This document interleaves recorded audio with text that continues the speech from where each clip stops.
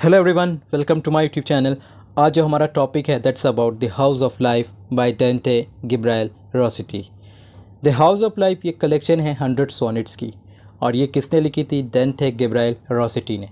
लेकिन आज जस्ट हम इसमें चॉइस 1 को ही डिस्कस करेंगे। सबसे पहले हम देखते हैं about author Dante Gabriel Rossetti, जिसका original name Gabriel Charles Dante Rossetti है, जिसकी डेट ऑफ बर्थ 12 मई 1828 लंदन में हुई थी और डेथ इसकी 9 अप्रैल 1882 में हुई। ये एक इंग्लिश पेंटर थे, पोइट थे, और इसने हेल्प की थी कौन से मूवमेंट को स्टार्ट करने में? Pre Raphaelite brotherhood movement. कौन सी मूवमेंट थी? प्री रैपेलेट ब्रदरहुड मूवमेंट को इसने स्टार्ट की थी। अब ये क्या थी? ये मूवमेंट, इसमें हुआ क्या था? इसमें क्या था? ये ग्रुप था किसका? इंग्लिश पेंटर्स का, पोइट्स का और आर्ट क्रिटिक्स का। ये कब बनी थी? 1848 में। इसमें कौन कौन से 7 मेंबर्स थे? William Holman Hunt, John Everett, Millais Dante Gabriel Rossetti, William Michael Rossetti और James Collinson, Frederick George Stephens and Thomas Woolner who found a 7 member. तो इसमें हमारे पास 7 मेंबर थे। अब इसका यहाँ पे मैं एक शॉर्ट इंट्रोडक्शन देता हूँ कि इस मूवमेंट में हुआ क्या था। और ये जैसे बताया था, क्या ग्रुप ऑफ पेंटर्स थे treating religious, moral and medieval subjects in a non academic manner. तो इसमें एक्चुअली हुआ क्या था? इस मूवमेंट को सबसे पहले 3 स्टूडेंट्स ने फॉर्म की थी। वो 3 स्टूडेंट कौन सी एकेडमी के थे? रॉयल एकेडमी स्टूडेंट्स से। अब रॉयल एकेडमी कहाँ है? ये एक आर्ट स्कूल है लंदन में। उस वक्त क्या होता था कि किस तरह रॉयल एकेडमी में पेंटिंग से रिलेटेड, आर्ट से रिलेटेड चीज़ों को सिखाया जाता था। तो उसके अगेंस्ट उन्होंने ये मूवमेंट स्टार्ट की। कौन सी मूवमेंट? प्री रैपेलाइट मूवमेंट स्टार्ट की थी।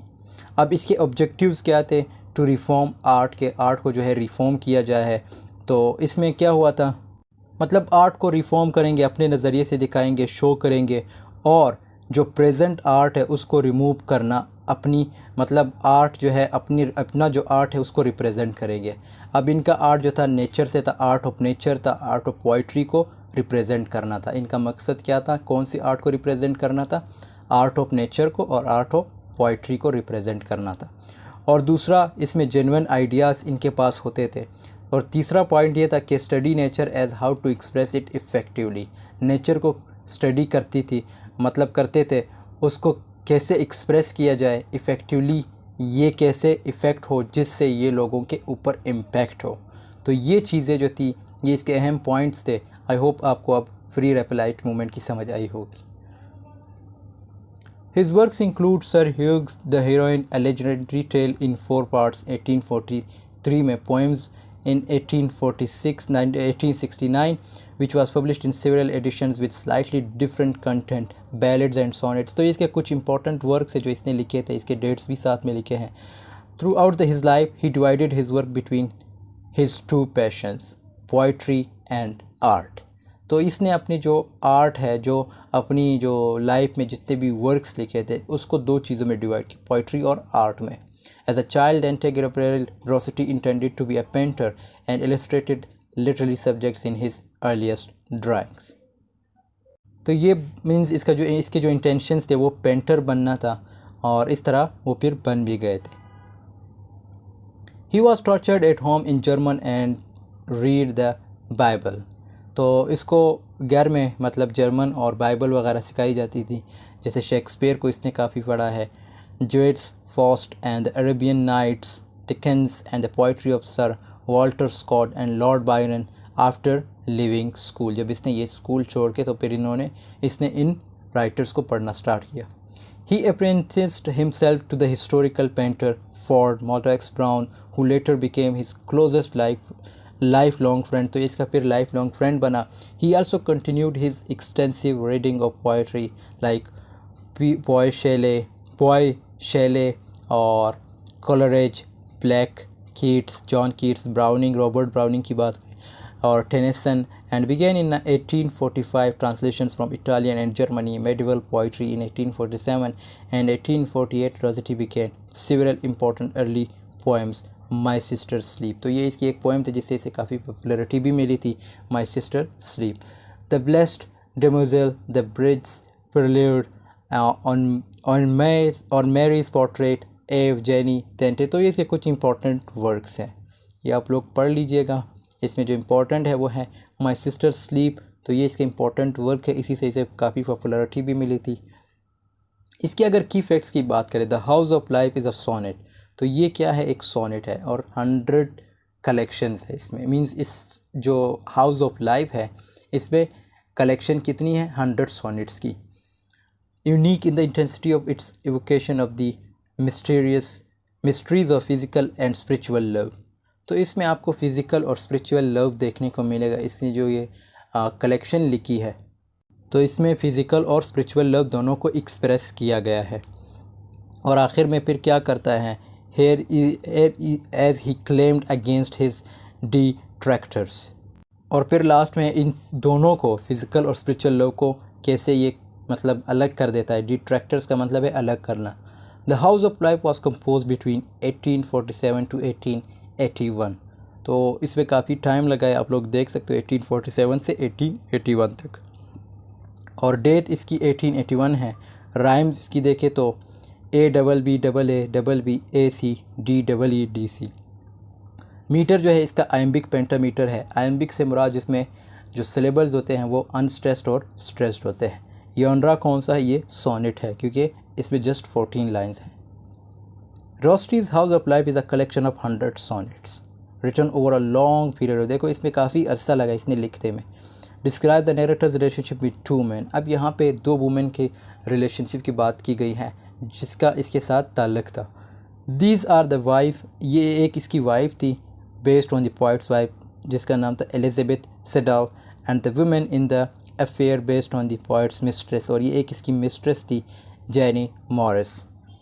रोस्ट्रीज house of life was compiled and published over more than a decade, तो इसको पब्लिश करना और कंपाइल करने में एक डिकेड लगा है। हाउस ऑफ लाइफ की कलेक्शन को पब्लिश करने में और कंपाइल करने में एक डिकेड लगा है। The collection is divided into 2 sections, youth and change sonnet 1 to 59 में यूथ एंड चेंज में कितने सोनेट्स आते हैं, 1 से लेके 59 तक, और चेंज एंड फेट में 60 to 101। Youth and change starts with the beginning of love and passion for the life as 2 bodies become one. However, the body fades and death soon takes the young wife away. तो youth and change में क्या बताया गया है, love के बारे में बताया गया है कि कैसे दो बॉडी वो एक बन जाती, मींस लवर्स की बात कर रहा है। तो इसमें ये बताया गया है, और फिर इसमें थोड़ी बहुत डेथ की भी जिक्र की गई है। सेकंड पार्ट में क्या गया, चेंज एंड फेट, अब किस्मत और उसकी में चेंज जो आती है उसकी बात की गई। Contain several sonnets connected to change in some way. The poem contemplates ageing light and dark throughout the day, the changing seasons and other natural occurrence। तो इसमें सिंपल इसने फेट की बात की गई है, मतलब हमारे किस्मत उसकी बात की कि वो कब कैसे डार्क बन जाता है और उसमें कैसी लाइट आ जाती है, मतलब जैसे हम कहते हैं किस्मत कब खुलती है, तो ये इसमें इसने ये बात की गई चेंज एंड फेट में। अब पोइम की ट्रांसलेशन की तरफ जाते हैं। सो सबसे पहला पॉइंट जो हमारे पास है वो है, सबसे पहला लाइन जो है हमारे पास वो है, eat thou and drink tomorrow thou shall die. अब यहाँ पे एपिक्यूरियन फ़िलासफ़ी भी मतलब उसका ज़िक्र किया गया है। एपिक्यूरियन फ़िलासफ़ी में कुछ ऐसा ही था कि eat drink and B Mary, खाओ पियो और जियो, क्योंकि कल आपको मौत का भी सामना करना है। तो यहाँ पे फ़िज़िकल इन्जॉयमेंट की बात की जा रही है। पहले लाइन में किस चीज़ की बात की जा रही है, फ़िज़िकल इन्जॉयमेंट की बात की जा रही है कि खाओ पियो जियो, और मतलब कल को आपको मौत का सामना करना है, तो इससे बेहतर है कि आज अपनी लाइफ को खूब जियो। दूसरे लाइन में क्या कहा गया है, surely the earth that's wise being very old. Earth बहुत पुराना है, मीन्स ज़मीन बहुत पुराना है, ज़िंदगी बहुत पहले से एग्जिस्ट कर रही है, और जो आपसे पहले लोग थे अर्थ पे उन्होंने कुछ नहीं किया, वो आए और चले गए, मतलब मर गए और वो दफन हो गए। और इसी तरह तुम भी आए हो, एक दिन मरोगे, तो क्यों ना मरने से पहले ज़िंदगी को एंजॉय करें। और अर्थ को हमारी कोई हेल्प नहीं चाहिए, और ना ही हमें अर्थ के बारे में कंसर्न होना चाहिए, मतलब उसके बारे में परेशान होना चाहिए, और अपनी ज़िंदगी को एंजॉय करो, किसी चीज़ के बारे में कंसर्न ना रहो। और ये लाइंस इसके अपने बिलीवर्ड और जो लव्ड वन के बारे में है, means neither we are important to the earth और world nor world needs us. तो इस लाइन का मतलब यही है कि बस आप आए हो इस दुनिया में और अपनी लाइफ को जो है एंजॉय करो। आपको जो है मतलब अर्थ जो है ज़मीन है उसको आपकी ज़रूरत है ही नहीं। आपने अर्थ के बारे में कंसर्न नहीं होना है। आप बस अपनी लाइफ को जियो और जीते रहो। थर्ड लाइन में क्या कहा गया है, needs not our help then loose me love and hold. अब अपने बिलीवर्ड की तरफ इशारा करता है कि मुझे फ्री करो इन वर्ल्डली चीज़ों से, हमें ज़िंदगी को एंजॉय करना चाहिए। तो ये बिलीवर्ड की तरफ इशारा है इसका, क्योंकि इसके जो स्टार्ट की सोनेट है जैसे मैंने बताया था, इसमें इसने अमूमन अपने जो लव है, जो बिलीवर्ड वन है, उसके बारे में ज़िक्र किया गया है और अपनी मिस्ट्रेस के बारे में।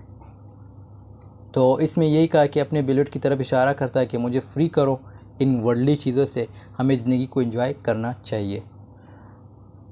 The sultry hair up from my face that I may pour for thee these golden wine brim high।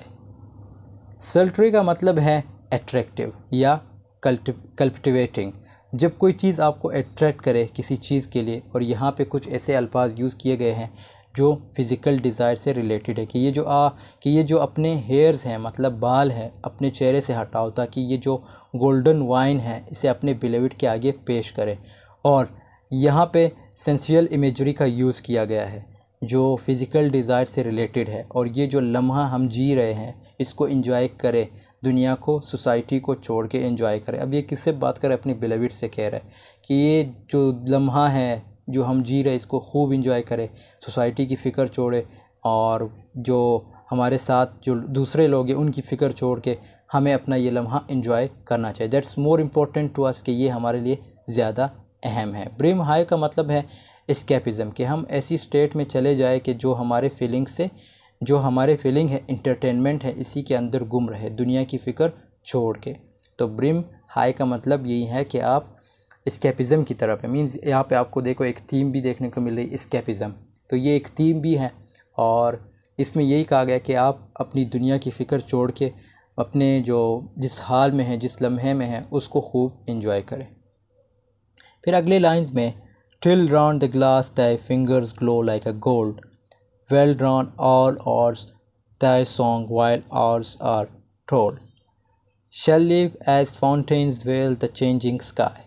एक तरह से जब हम गिलास को फुल भर देते हैं, अब यहाँ पे वाइन की बात हो रही है क्योंकि वाइन वर्ड यूज़ हुआ है, तो ऑब्वियसली वाइन की बात हो रही है कि जब वाइन से गिलास को फुल भर दे, और जब उस गोल्ड वाइन के गिलास को तुम अपने फिंगर्स लगाओगी, किस चीज़ को, उस गोल्ड वाइन को जब तुम अपनी फिंगर्स लगाओगी, किसकी बात करी, अपनी बिलीवर्ड की बात कर रही, और पीने लगोगी, तुम्हारे जो हाथ होंगे, तुम्हारी जो उंगलियां होंगी, वो भी उस वाइन के जो मतलब एट्रैक्शन है या शाइनिंग है वो भी गोल्ड की तरह चमकने लगेगी। और इस मोमेंट के अंदर जो हम इंजॉय कर रहे हैं, इस लम्हे को खूब जिए और उसी फीलिंग्स के अंदर डूबे रहे, दुनिया को भूल जाए। दुनिया बड़ी वॉइस है, इसको हमारी हेल्प की ज़रूरत नहीं है, और घंटों तक वो तुम्हें सोएंगे और घंटे गुजर जाएंगे, हम दुनिया के चंगल से आज़ाद होंगे और भरपूर तरीके से इंजॉय करेंगे। नाउ किस and think that there are really those my own high bosom beauty whose increase। अब ये अपने यूथ का रेफरेंस दे रहा है, अपने यंग एज का रेफरेंस दे रहा है, मींस जवानी, जो इसकी जवानी गुजरी है उसका रेफरेंस दे रहा है। तो कहता है इस लम्हे के अंदर ये जो लाइफ है, मुझसे प्यार करो, मींस रिलीजियस वे से, तो ये किसी भी मज़हब में गलत है, लेकिन विक्टोरियन एज के लोग ऐसे गलत नहीं समझते थे। मतलब शादी से पहले किसिंग या अपनी फ़िज़िकल डिज़ायर्स कंप्लीट करना और चाहते थे कि इससे मूवमेंट को हम इंजॉय करें। विक्टोरियन एज देखो एक ऐसी एज थी जिसमें एडवांसमेंट हुई थी। किस चीज़ की एडवांसमेंट हुई थी? इंडस्ट्रियली, मींस जो इंडस्ट्रीज़ थे वो काफ़ी बढ़ गए थे, और साइंस की एडवांसमेंट हुई थी। लोग जो थे रिलीजन से भाग रहे थे और सवालात उठाने लगे गॉड्स पे। तो उस वक्त जो थी ये चीज़ें बड़ी कॉमन थी कि जो मींस शादी से पहले ये अपने फ़िज़िकल डिज़ायर्स ये इसको पूरा करना, फुलफ़िल करना, तो ये बहुत कॉमन थी। तो इसमें भी यही बात की गई है। ये अपने जब यूथ का रेफरेंस दे रहा है, अपने यंग एज का रेफरेंस दे रहा है, तो कहता है कि इस लम्हे के अंदर ये जो लाइफ है, मुझसे प्यार करो। मींस वो प्यार जो है फ़िज़िकल प्यार हो सकता है, यहाँ पे जो इसने किस वर्ड यूज़ किया, so it means he talks about physical love. अब अगले लाइन में क्या कहा गया है, when gold when lord and yet might choose our way. बहुत इंपॉर्टेंट लाइन है। और फिर बात यहाँ पे ये बात कर रहा है ऐसे लोगों की जो वेन गोल्ड वेन लॉर के पीछे जाते हैं। अब वेन गोल्ड का मतलब है जो चीज़ें फ़ायदा ना दे उसके लिए वो उम्र भर वो अपना सफ़र करते रहे उन चीज़ों को हासिल करने के लिए, और अपने प्रेजेंट को नहीं देखते जिस वक्त में वो जी रहे होते हैं। वैन लॉर का मतलब है उन चीज़ों के पीछे जाना या जिनकी कोई अहमियत ना हो और आखिर में शायद वो हमारा रास्ता चुने। मतलब ये कह रहा है कि वैन लॉर वो लोग होते हैं जो ऐसी चीज़ों के पीछे भागते हैं जिनका कोई मकसद नहीं होता, और क्या पता आखिर में वो जो है जो रास्ता हमने चुना है वो इसी रास्ते को चुने। Through many years they toil they on a day, और सालों साल वो मेहनत करते रहे, हार्ड वर्क करते रहे। टॉयल का मतलब है मेहनत करना, कोशिश करना। ये उन लोगों की बात करें कि जो सालों साल अपनी मेहनत करते हैं, कोशिश करते हैं, और उसके बाद they die not for their life was death but cease. अब यहाँ पे किस चीज़ की बात की रही है, then on a day they die not, मतलब वो मरते नहीं हैं। अब यहाँ पे वॉर ऑफ ट्रॉय की बात हो रही है, उन सोल्जर्स की बात हो रही है। वॉर ऑफ ट्रॉय 10 साल की जंग थी, और उस वॉर को होमर ने अपने ओडेसी पोएम में भी डिस्कस किया था, और ये रेफरेंस भी है अल्फ्रेड टेनिसन के पोएम लोटस ईटर्स से। लोटस ईटर्स पे मैं ऑलरेडी वीडियो बना चुका हूँ, उसको ज़रूर देख लीजिएगा, बहुत ही इंटरेस्टिंग पोएम है। तो उसके लिंक आपको डिस्क्रिप्शन में मिलेगा। तो यहाँ पे अगर हम अपने टॉपिक की तरफ आए तो यहाँ पे इसने अपने मींस लोटस ईटर से जो अपने उसका भी रेफरेंस दिया। लोटस ईटर में होता कुछ यूँ है जो अपने घर वापस नहीं जाना चाहते। लोटस ईटर्स वो लोग होते हैं जो अपने घर वापस नहीं जाना चाहते थे, उनकी जो ज़िंदगी थी वो डेथ बन चुकी थी। मतलब उन सोल्जर्स, उन लोटस ईटर्स के लोगों का बट सीज़ के उन्होंने सफ़र किया, चैलेंजेस का सामना किया, लेकिन फौत हो गए कि उन्होंने लाइफ में कितना सफ़र किया, कितने चैलेंजेस का सामना किया। तो लोटस ईटर्स की अगर पूरी डिटेल आप लोगों ने देख ली तो वो वीडियो को ज़रूर देख लीजिएगा, इंशाल्लाह that will help you. And round their narrow lips the mould falls close. तो इस लाइन का मतलब ये है, लास्ट लाइन है, और इंसान जब मर जाता है, मीन्स जब इंसान की डेथ होती है, उसके ऊपर जब मिट्टी डाली जाती है तो वो कुछ नहीं कर सकता। मतलब लोग लाइफ में मेहनत करते हैं लेकिन सब बेकार है। मोल्ड फुली क्लोज का मतलब है डेथ। सो आई होप आपको ये पोएम की समझ आई होगी। This was all about choice 1। अगर आपको चॉइस 2, चॉइस 3 के बारे में वीडियो देखनी है